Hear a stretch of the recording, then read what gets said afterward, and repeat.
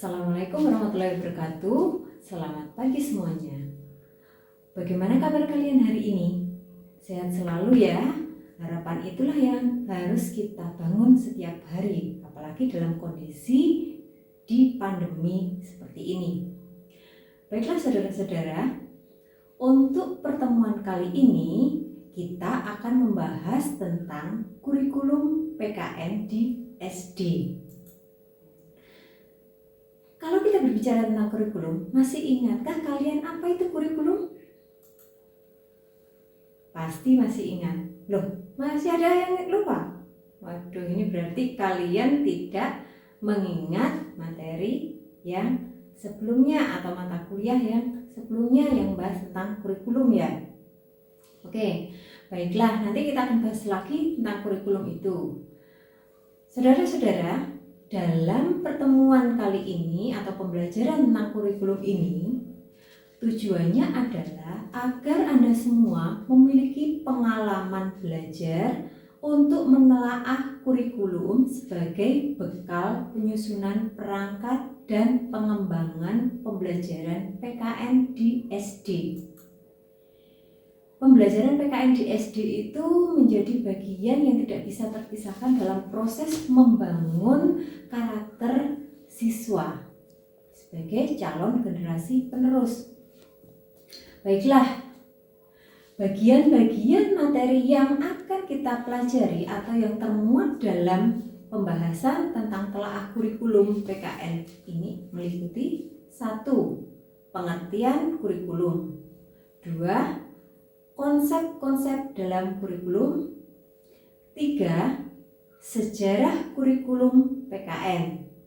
Kemudian keempat adalah tujuan pembelajaran berdasarkan kurikulum PKN itu sendiri. Kemudian yang kelima, kita akan mempelajari tentang kompetensi-kompetensi apa saja yang ada dalam pembelajaran PKN di SD. Baik, kalian sudah memahami ya tentang urutan-urutan yang kita pelajari tadi? Oke, kita akan mulai membahas tentang bagian pertama, yaitu kurikulum. Nah, itu tadi yang awal Ibu tanyakan tadi. Ingatkah kalian tentang kurikulum? Baik, ada yang masih ingat? Ayo. Oke, akan Ibu lengkapi bahwa kurikulum adalah sebagai mata pelajaran dan isi mata pelajaran. Sehingga di dalam kurikulum juga terdapat bagaimana cara pembelajaran, kemudian sampai dengan evaluasi yang harus kita lakukan sebagai pengajar. Kemudian kurikulum itu sendiri memuat konsep-konsep tertentu. Konsep yang termuat di dalam kurikulum ada 3 macam. Apa saja itu? Yang pertama adalah kurikulum sebagai sebuah substansi. Maksudnya adalah bahwa kurikulum ini memuat dokumen rencana kegiatan belajar bagi peserta didik. Untuk apa ini? Adalah sebagai sarana untuk mencapai tujuan pembelajaran yang ingin dicapai. Sehingga dengan adanya kurikulum ini kita akan diarahkan untuk mencapai tujuan pembelajaran yang kita ajarkan pada peserta didik. Kemudian yang kedua adalah kurikulum sebagai sistem. Sehingga kurikulum sebagai sistem ini meliputi ada sistem persekolahan, kemudian ada sistem pendidikan, kemudian ketiga ada sistem masyarakat. Mengapa? Karena pendidikan itu sendiri yang tujuan utamanya adalah membentuk ataupun menghasilkan generasi yang akan bermanfaat bagi kehidupan masyarakat, sehingga sistem persekolahan, sistem pendidikan, kemudian sistem yang ada di dalam masyarakat itu pun juga harus menjadi bagian yang tidak boleh diabaikan dalam kurikulum. Kemudian yang ketiga adalah kurikulum sebagai bidang studi.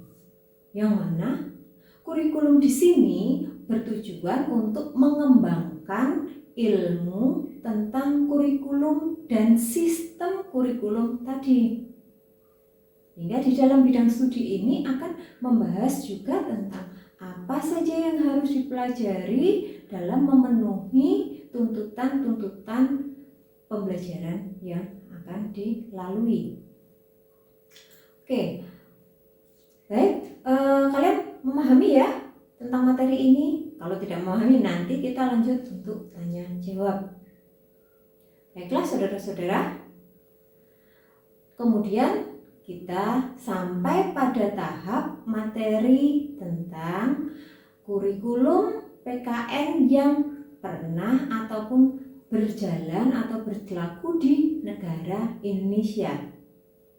Kurikulum PKN yang pernah berjalan di Indonesia itu apa saja? Otomatis mulai dari Indonesia merdeka atau berlakunya pendidikan atau adanya kegiatan pendidikan di negara Indonesia setelah merdeka sampai dengan sekarang ini. Yang pertama, bahwa kurikulum tahun 1957 itu menamakan bahwa PKN itu disebut sebagai mata pelajaran kewarganegaraan. Kemudian yang kedua, pada tahun 1959 nama PKN atau kewarganegaraan tadi berubah menjadi civics. Arti civic tahu Anda? Ya, tidak jauh beda dengan kewarganegaraan, yaitu civics itu adalah warga negara. Kemudian perubahan kembali lagi terjadi pada tahun 1962 dan namanya kembali lagi seperti yang pertama tadi adalah kewarganegaraan mata pelajarannya. Selanjutnya perubahan keempat terjadi pada tahun 1968. Nama dari mata pelajaran ini berubah menjadi pendidikan kewarganegaraan. Jadi pendidikan kewargaan negara. Jadi bukan kewarganegaraan tapi pendidikan kewargaan negara. Dari tahun 1968 mengalami perubahan kembali pada tahun 1975. Apa perubahannya? Yaitu berubah nama menjadi PMP atau Pendidikan Moral Pancasila. Baik, pendidikan moral Pancasila ini berlaku sampai dengan tahun 1984. Dan setelah tahun selanjutnya, setelah 84, maka berubah menjadi Pendidikan Pancasila dan Kewarganegaraan, atau mungkin Anda pernah mengalami proses ini, namanya adalah PPKN. Ada yang pernah mengalami proses ini? Periode menambah mata pelajaran PPKN? Nah, berarti sudah mengalami ya, ada yang mengalami ya. Oke, untuk selanjutnya dari PPKN kemudian berubah kembali menjadi Pendidikan Kewarganegaraan atau PKN saja. Jadi P-nya tinggal satu. Jadi kalau pendidikan Pancasila dan kewarganegaraan P-nya 2. Sekarang menjadi pendidikan kewarganegaraan saja P-nya 1. Itu berlaku kapan? Mulai tahun 2004. Ya. Anda sudah mengalami mungkin. Kemudian selanjutnya mengalami perubahan kembali, namun namanya tetap sama, Pendidikan Kewarganegaraan. Di tahun 2006. Masih ingat kurikulum 2006 apa? Ya benar, KTSP. Anda masih ingat kurikulum tersebut? Ya, perbedaannya apa? Perbedaannya yang ada di dalam substansi isi materi pembelajarannya. Baik, kita akan lanjutkan pada materi yang selanjutnya, yaitu bahwa dengan adanya kurikulum PKN ini akan mengarahkan ketercapaian tujuan pembelajaran PKN. Apa sih tujuan dari pembelajaran PKN itu? Yang pertama, membuat ataupun mendidik siswa menjadi bisa berpikir secara kritis. Berpikir kritis itu bagaimana? Mereka melalui proses analitis, tidak hanya membaca, menghafal, tapi bisa menghubungkan berbagai hal untuk dikaitkan dan menjadi sebuah hasil yang lebih baik. Kemudian yang kedua adalah berpikir secara rasional. Berpikir secara rasional membuat kita berpikir secara akal sehat. Kemudian yang ketiga adalah berpikir kreatif. Inilah yang diperlukan masyarakat ataupun generasi pada masa era sekarang ini. Harus kreatif. Selain kreatif ya kritis tadi. Tujuannya apa? Dan ketiga kemampuan ini adalah untuk menanggapi isu kewarganegaraan. Kemudian juga bisa berpartisipasi secara bermutu dan bertanggung jawab. Kemudian juga bisa bertindak secara cerdas dalam kegiatan masyarakat, berbangsa maupun bernegara. Karena Anda semua merupakan calon-calon generasi penerus bangsa, maka harus dibentuk menjadi karakter-karakter yang positif, yang demokratis, yang bertanggung jawab, yang mana nanti agar Anda semua bisa berinteraksi dengan bangsa-bangsa lain dalam percaturan dunia secara langsung atau tidak langsung dengan memanfaatkan berbagai teknologi informasi dan komunikasi. Baik, untuk selanjutnya kalian masih semangat ya? Oke, harapannya masih semangat. Ayo, silahkan. Ya, ada yang bertanya kah? Oh belum? Yaudah, nanti kita lanjut ke materi selanjutnya, yaitu yang berkaitan dengan kurikulum dalam pembelajaran PKN. Nantinya Anda sebagai calon guru maka harus memahami apa saja, yaitu kompetensi. Ingat apa kompetensi? Ingat namanya saja, artinya lupa. Oke, nanti kita bahas bersama lagi. Baik, sebagai calon guru Anda harus memahami ataupun mengetahui, paling tidak mengetahui satu kompetensi. Kemudian standar.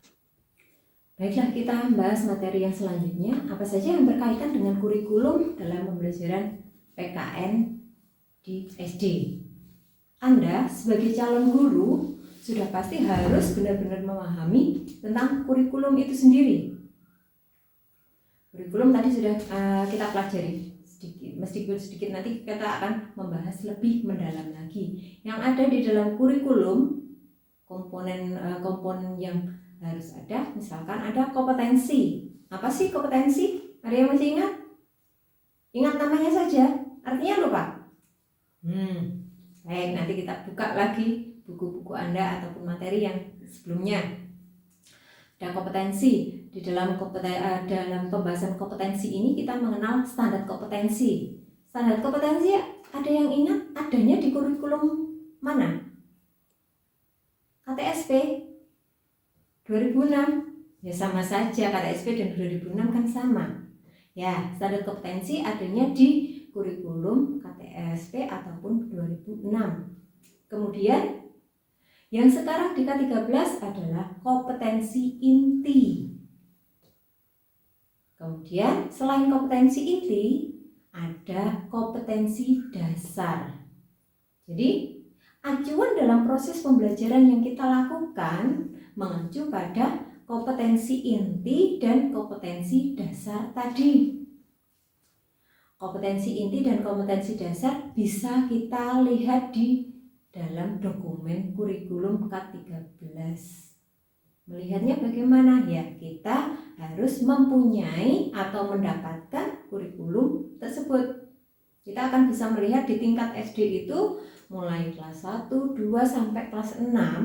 kompetensi apa saja yang harus kita ajarkan di mata pelajaran PKN tersebut. Oke, bagaimana? Adakah yang masih bingung? Tidak? Alhamdulillah, ternyata saya menjelaskan cukup jelas dan bisa kalian pahami. Baiklah, untuk memahami ataupun kita merangkum dari apa yang sudah kita pelajari, siapa yang bisa menyimpulkan apa yang sudah kita pelajari tadi? Ya, ayo apa? Ya, tentang kurikulum tadi. Oh, ada yang menjawab tentang tadi sejarahnya.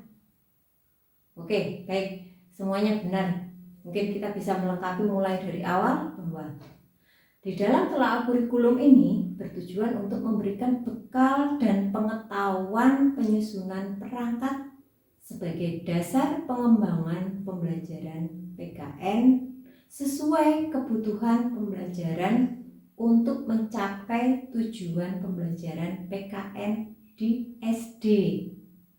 Maka dalam proses penyusunan perangkat sebagai dasar pengembangan pembelajaran, maka kita harus mempelajari komponen-komponen tadi.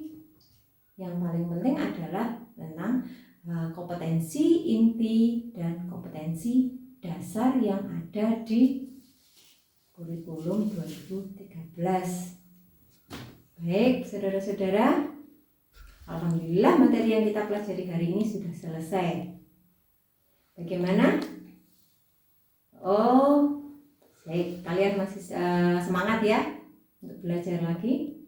Oke, selanjutnya silakan diperdalam materi ini, dipelajari materi ini di padan hingga Anda lebih memahami. Baik, terima kasih atas kerjasama Anda kali ini. Pada pertemuan kali ini kita nanti akan lanjut pada materi selanjutnya. Pesan Ibu, tetap jaga kesehatan, jangan sampai kalian drop hingga sakit, karena kondisi sekarang memang harus kita banyak-banyak istirahat dan terus mengkonsumsi makanan sehat agar tetap terjaga stamina-nya. Baik, saya akhiri dulu pertemuan kita hari ini. Assalamualaikum warahmatullahi wabarakatuh.